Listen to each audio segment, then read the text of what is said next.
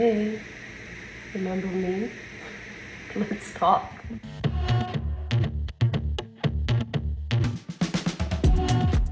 Oh, my hair looks fucking crazy. Hi. It's been a long time since I posted something. I have started a podcast with my best friend. It's only episode 1. We're shooting episode 2 in a few hours, but I thought I would do a get ready with me video for episode 2. So let's just jump right into it. My face is nice and moisturized. I just came out of the shower. So the first thing I'm gonna do is I wanna try to actually do something to my hair. And I don't know how to do hair, but some people put their hair in little braids while it dries so that they can get some sort of texture to their hair. So we're gonna start with that, even though, you know, like I said, hair is just, it's not my thing. My hair is very thin, very straight, as you can see, unlike myself. Guys, I've gained a lot of weight since the last time I made videos in 2020. But yeah, like before I had my third kid, I was weighing at maybe 150 or something like that. And it's important to know that my resting weight before I had kids, I was always fluctuating between 120 and 130. Okay, I always felt really thin and I always wanted to gain a little bit of weight, and that's coming from a place where before I started dating my now husband, when I was dating my ex, I got really sick and my lowest weight was like 100 even, or 105 or some shit like that, and I was really thin. I was scary thin. If I have a picture, I'll post it here. But yeah, like after my first kid, I was still floating like 140, 150 for a long time. Then I had another kid and it was like the same. This is the heaviest I've been now outside of pregnancy ever. I'm 177, so almost 180. And I'm not upset. I'm just stating a fact. I'm heavier. I've gained weight. And so I just wanted a little life update in that way. And I have been working really hard for the last 2.5 years, almost 3 years now, in therapy to maintain. My hair is already starting to dry, so this feels fucking ridiculous. I just got out of the shower like 20 minutes ago. See, my hair is so thin, I feel like I'm not doing anything now towards the bottom. And I just fucked it all the way up. Okay, let me find myself. So yeah, guys, you know, like during the time that I was pregnant with my last baby, I lost myself really bad. I was just devastatingly depressed all the time. I wasn't ready to be pregnant again. We weren't financially ready to have another baby. It was the scariest time. And then on top of that, during my pregnancy, I became positive with HPV. So many of us have it. It's like herpes simplex 1. You know, so many of the population has it and doesn't know that they have it because it doesn't necessarily have too many symptoms and it isn't commonly dangerous. However, especially for women specifically, not really for men, it is known to cause cancer. So it can cause cancer in severe cases. Certain strains can cause cancer. So while I was pregnant, I had to do 2 biopsies. But since I was pregnant, they couldn't do something called a cervical scraping, basically. The thing is, when you have HPV, it's not supposed to come up positive in your system. It's supposed to come up negative for the most part. So like, if you come up positive at all, because it's something that's supposed to be like, for the most part, dormant in your system, then you're at risk. So you do the pap smear. If you come up positive, then you start the biopsy process. Again, y'all, I suck at hair. Everything that has to do with hair, I suck. I'm a makeup girl. I am not a hair girl. I don't even go get my hair done. Girl, I wash my hair and I let it air dry and I call it a motherfucking day. Okay, so this is me going out of my way to try something to do with my hair. These are not even even. Look at how fat this other one is. Oh my God, Mary and Joseph. I hate myself so much. So yeah, basically I got 2 biopsies while I was pregnant. Those biopsies came back negative for any cancerous variation of HPV. So I was lucky there. And then when I gave birth, I had to wait the 6 weeks to get another pap smear, and I was pregnant. No, the fuck I wasn't. It was positive again.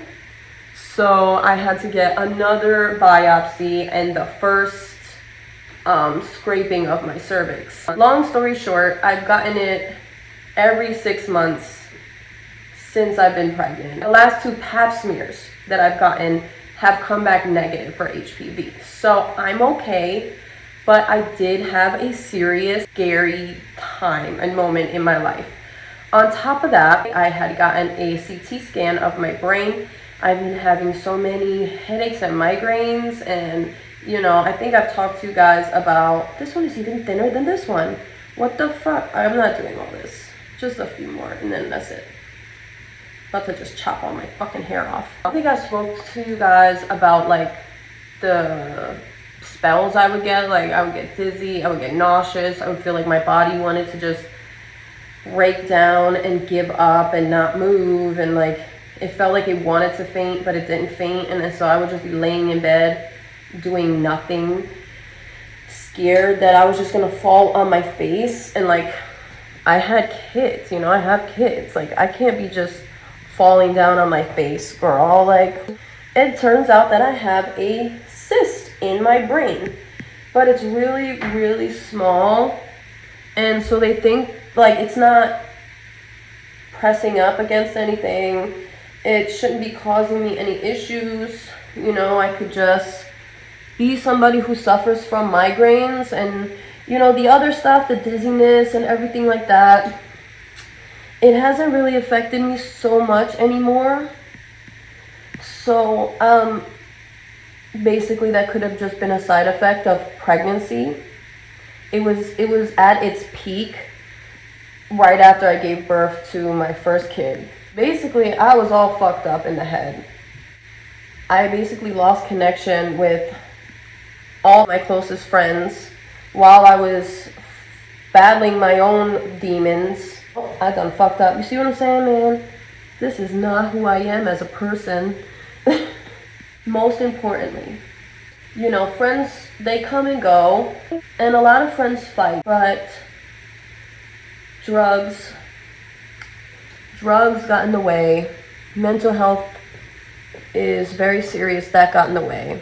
And I hate the way that I look right now. I look so fucking disgusting. I cannot wait to just be done with this. Matter of fact, look at this shit. Let me finish my hair and I'll be right back. Okay. It's done. The best that I could do. It looks fucking weird, and I re-wet them and I tied them back into a bun, so it's gonna leave me the fuck alone.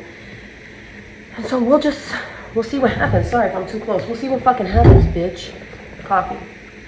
Before I continue with what I was talking about before, we're gonna start on makeup now. And I was feeling, at first I was thinking greens. Last week I did something like a smoky eye with some pink. Today I was thinking something a little bit different. First I was thinking, like I said, some greens, whatever, and then I started looking at my palettes, and I have this really beautiful palette here. It's called Midnight by Beauty Bay, and it has some really beautiful purple and blue shades in it. Don't look at my shade. I was thinking more blue. I really like the way that blue looks on me. One of my favorite colors ever. So I picked out this blue sweater, and so I'm thinking a nice blue smoky eye. I don't know if I'm feeling a cut crease or not. I'm gonna see how it goes. I got my Trixie Cosmetics priming spray, so I'm just gonna douse my face in this. should I do that? Yeah, fuck it. We'll put one nice layer of this on first.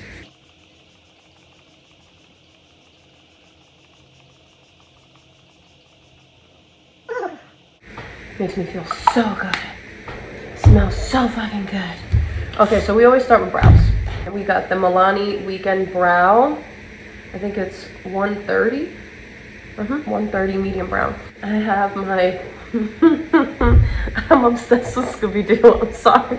As a kid in me, I have a Scooby-Doo tattoo, but I'm obsessed with Scooby-Doo, so I had to get the Wet n Wild Scooby-Doo mirror. Actually, you know what?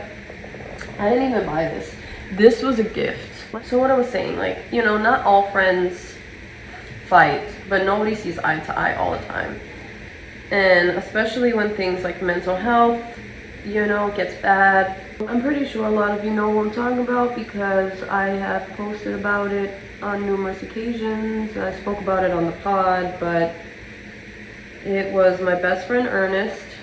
He ended up passing away of January of last year. It was truly the hardest thing I've ever had to deal with and live through. It was the most profound loss I have ever experienced in my life. You know, you're not best friends with somebody for 20 years, basically, and you just stop caring about them because, again, like I said, you know, sometimes people, they become different, they go through different life traumas, they become different people. This bitch. Hi, you look cute. No, I don't. What's your hair? I fucking put some braids in it while it was still wet. Whoa. No. Like loose, they're down. But No. I tied them back. I wanted to give my hair some sort of texture to it and like volume. No, what's crazy is I did that same exact hairstyle this morning. And it didn't look right because when I did the braids. Like this. She got here a little early. Thought maybe I would be done by the time she got here. But she just went downstairs to go get some stuff for herself, eat something, get some coffee. Also, yeah, I did my brows. So now I'm just carving out my brows. I'm doing my split. Y'all did not need to watch me do that, so that's okay. So, okay, honestly, he just lost his way a little bit, and he got involved with a lot of stuff, and he was sick. Things were becoming painful for my mental health when I was already struggling so bad without anybody's fucking help. I was struggling, and I was just, felt like I was getting the worst of it from all angles. You know, one day I decided, listen, I can't do this anymore. You know, like, we had conversation after conversation about what I felt like was appropriate and what I didn't feel like was appropriate and what I was and wasn't comfortable with. He was somebody who became my family, who I made my family, and I loved him very, very, very much. And I felt horrible about it, but I had to stop talking to him for a while. I had to say, listen, this is not working out. This is not good for me. This is not good for my kids. And it wasn't an easy decision. It took weeks of second guessing myself and asking myself if that was what I wanted to do. If, you know, if it was worth it. Should I stick it out? Should I try more? Should I communicate more? But I communicated the same thing so many times, and there's really only so many times that a person should have to repeat themselves and explain themselves. And I reached a limit. I reached a serious limit because, like I said, I was already struggling on my own. Little did I know, because, you know, at this point with the hard drugs and things like that was going on, I didn't know what was real anymore. I didn't know what was fabrication, what was a lie, what was a exaggeration, whatever words you want to use. It just became an untrustworthy situation. And I still regret it to this day, but nothing that I could do in the time. There was nothing that I could know in the time was going to happen in the future. None of us know the future. I had to put my kids first.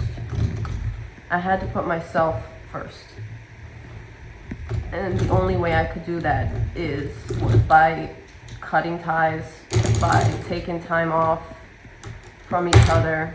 During that time, you know, I was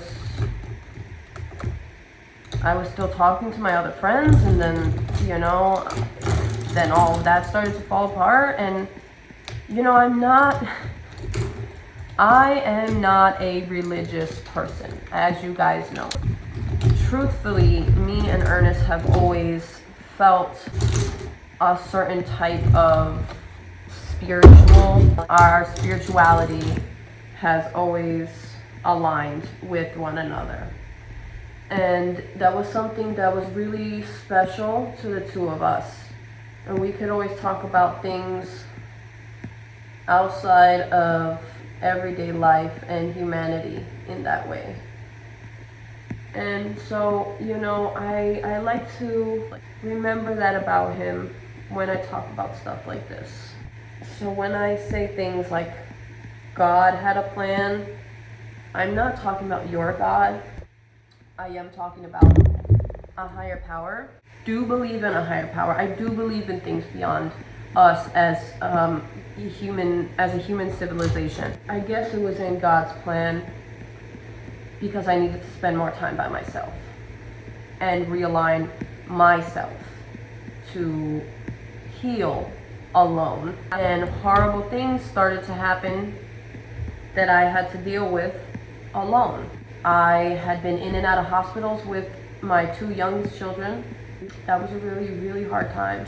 My middle child was in the hospital with pneumonia, became positive with MRSA, had liquid buildup in the chest, needed to get a tube into her chest cavity and have liquid removed for about 5 days. That was scary. My child could have passed away because she was sick with pneumonia for a week. And it just kept getting worse, and her body wasn't responding to the antibiotics, and she wasn't eating, and she lost a bunch of weight over the period of 2 weeks, and she wouldn't eat more than just like 1 or 2 bites of food a day. And that was maybe the hardest thing I've ever had to go through. And shortly after that, my youngest child, she was only almost 2, became diagnosed with asthma. She had multiple asthma attacks, needed to be put on oxygen, needed to be put on high flow, has been on steroids on and off forever. And it was a really, really hard time. It was craziness. And I dealt with so much of that alone. No friends to talk to. Long story short, you know, just to cut this conversation, he passed away unexpectedly. And like, it was, when I got the call about it, it was something straight out of a movie scene. The first shade I'm going to use is this shade over here, this light blue shade. It's called Elixir. And then I'm going to buff that out with this even lighter shade called Foam. But yeah, it was something straight out of a movie scene when I got the call. Like, just screaming at the top of my lungs. No! No! Crying, screaming. Like, the next day I literally woke up. I cried myself to sleep. I woke up, I dropped to my knees, I cried so hard. The hardest part about that also was a couple days later, his mother invited me to the viewing of the body before he was cremated for the actual ceremony. And you know, people have made these videos of, you know, when your bestie passes away, me at my bestie's funeral, and, you know, all of these things. Until you see your best friend's body in a coffin, your best friend's lifeless body,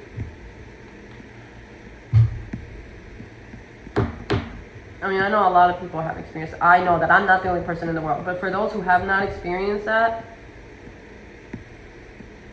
fuck, man. It is traumatizing. Sometimes I lie awake at night and have fucking nightmares about seeing his literal fucking corpse. It was the craziest thing to see, the craziest thing to witness. I'll never get that picture out of my fucking head. Probably even when I'm old and senile and I have dementia, Alzheimer's, or whatever the fuck, I will never forget that. It's probably gonna be the most haunting image when I'm older. Because I don't know how I'm supposed to live with that. But that changed a lot of things for me. It put a lot of things into perspective about life and love and friendship and family. And so here I am, trying to live for myself again, trying to do for myself, because I really wanted to give up. I wanted to give up on makeup. I wanted to give up on YouTube. I wanted to give up on everything that was meant for me, that was supposed to be my happiness, my joy, my free time. You know, partially it was because of, you know, the kids and, you know, not having enough of the time to be able to do it for myself. I have talked to my husband, I have talked to my parents, I have talked to my therapist about making this plan to give me just a few hours to myself, one fucking day of the week, so that I can do what I want to do, so that I can heal myself more in some sort of way. Because talk therapy, it's great. It does a lot, but it's not the end all be all.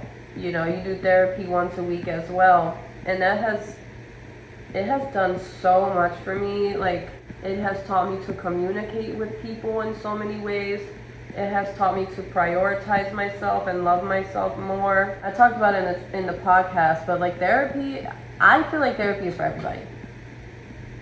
Personally. Like, just like I have to get a fucking pap smear every 6 months, people should get a fucking mental check-in every 6 months. That's just my opinion. It's just my opinion. Some of y'all are fucking crazy. I'm just, who said? But it means so much to me that here I am. Here I am. You know what? I don't like this lighting right now. Hold on. Is that fucking better? Because before I was on some yellow ass fucking light. I didn't fuck with the settings before I started. That's much better, bitch. What was I doing before? See, that's how fucking long it's been, bitch. Forgot my fucking lighting. Yeah, man, look at me. I'm finally back doing things for me. Prioritizing myself, my mental health, my happiness. And another thing, bitch, the elephant in the room, bitch, I got my teeth fixed. Bitch, look at them. Let me stop making that ugly ass face. Bitch, my eyes is starting to water. No. Making that ugly ass face, trying to be a fucking fool. I think I'm gonna go in with this shade right here called Denim. I feel like it matches my sweater the best. Put that all over the lid. Like I said, I don't think I'm doing a cut crease, so we're just gonna do that.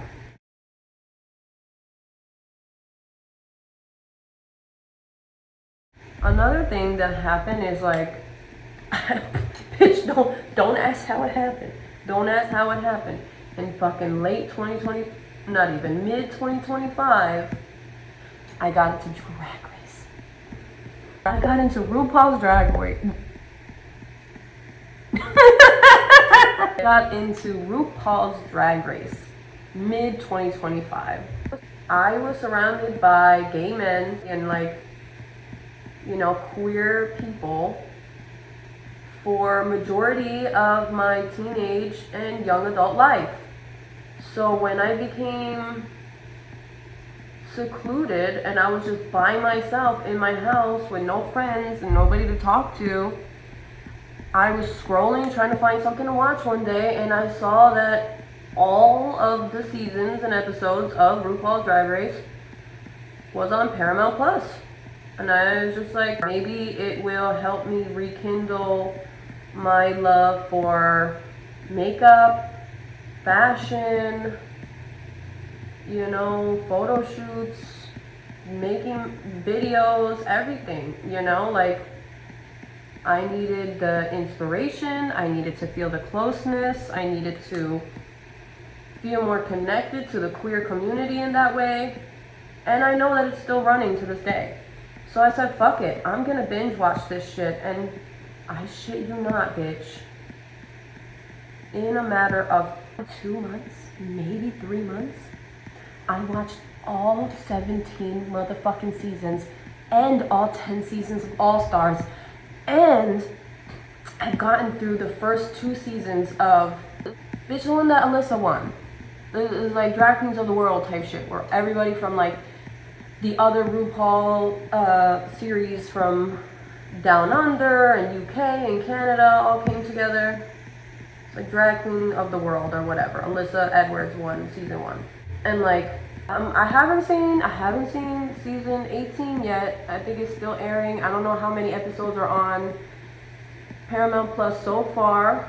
I think I'm just a little distracted right now, but it's on my mind. I have to get into it. But that's one thing that I got heavily invested in, and I found some of my favorite new content creators. Bitch, Trixie and Katya. Trixie Mattel.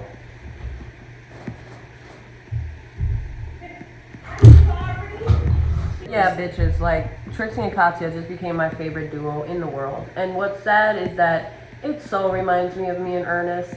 Like, he really was my Katya, the crazy bitch. And he was my crazy bitch. You know, he was so like that. Like, Katya says the wildest shit, so did Ernest. Yes, he fucking did. He was my Katya for real. And so, like, I think that's another thing that just became really, like, wholesome for me. I mean, I don't know if everybody would describe their content as wholesome, but it's very comforting for me. Yeah. And I just love them as a duo very much. And like, I became obsessed with Trixie's aesthetic. I became obsessed with her iconic makeup. You know, it's fucking gorge. I like my makeup. I feel like I need to add another color in between these two blues because I just don't feel like they're blending well enough.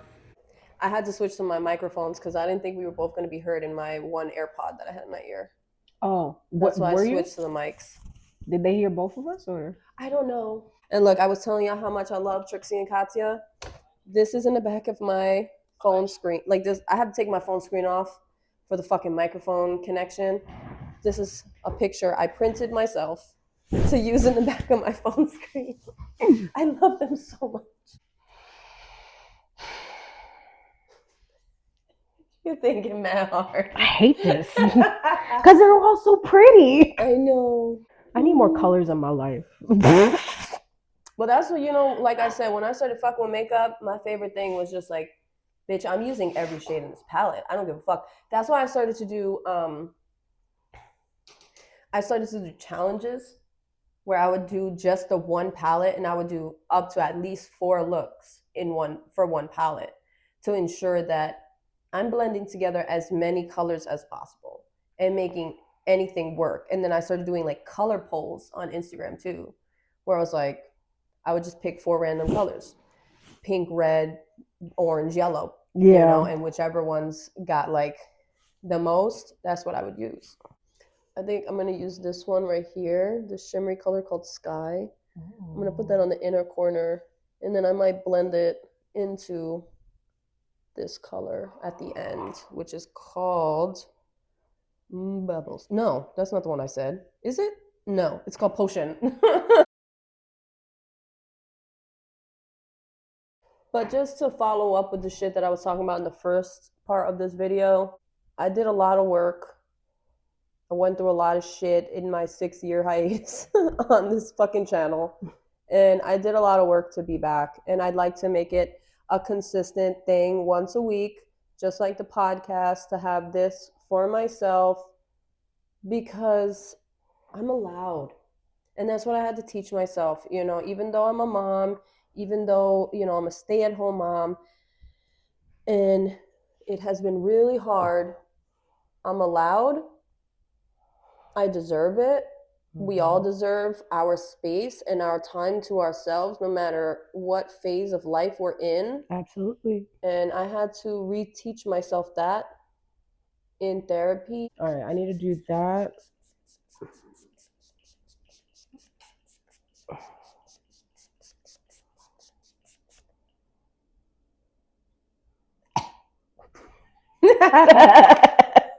Now, this is a new foundation that I just bought. It's the Makeup Revolution London IRL Filter Foundation. That's also the concealer that I have too.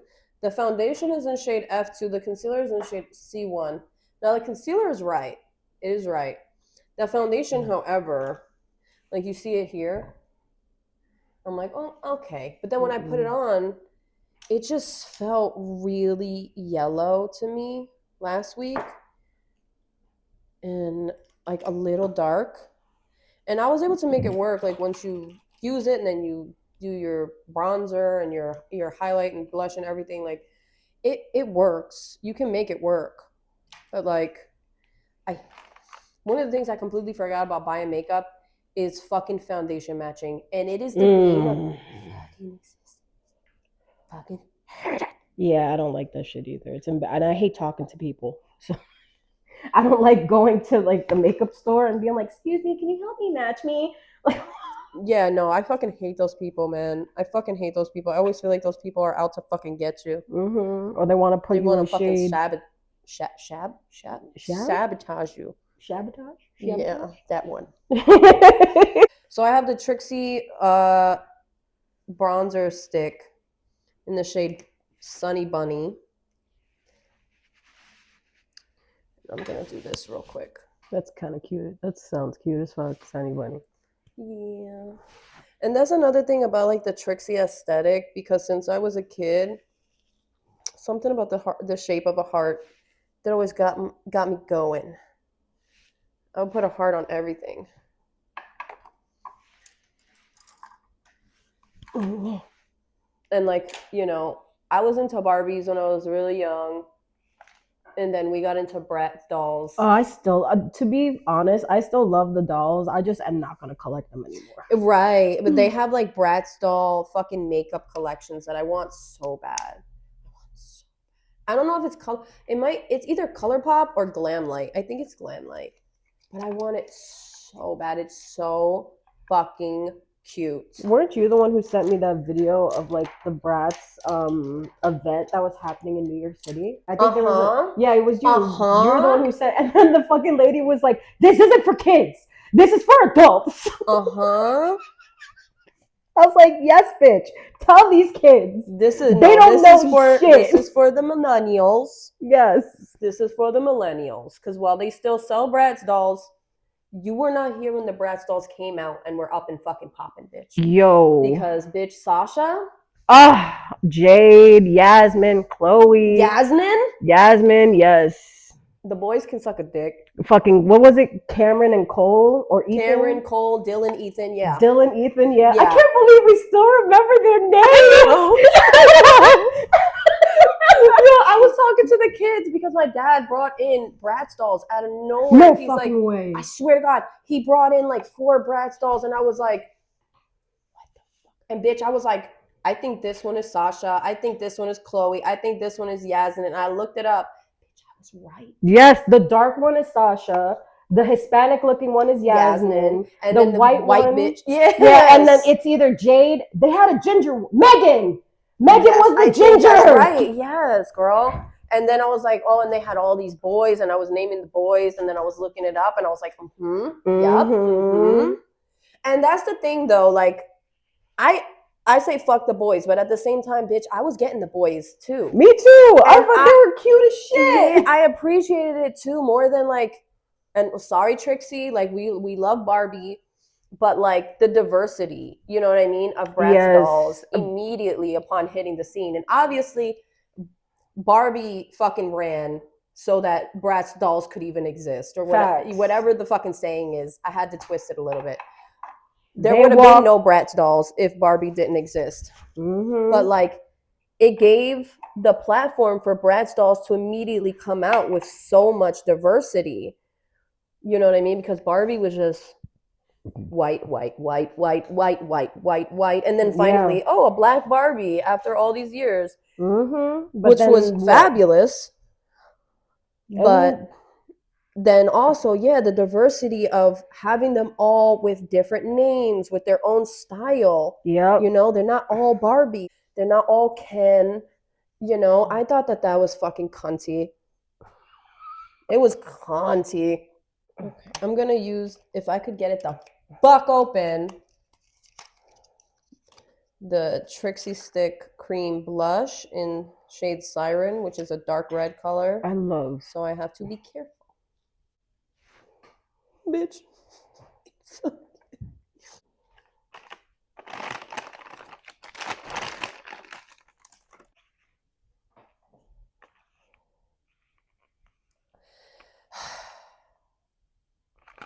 What happened? I think I put too much.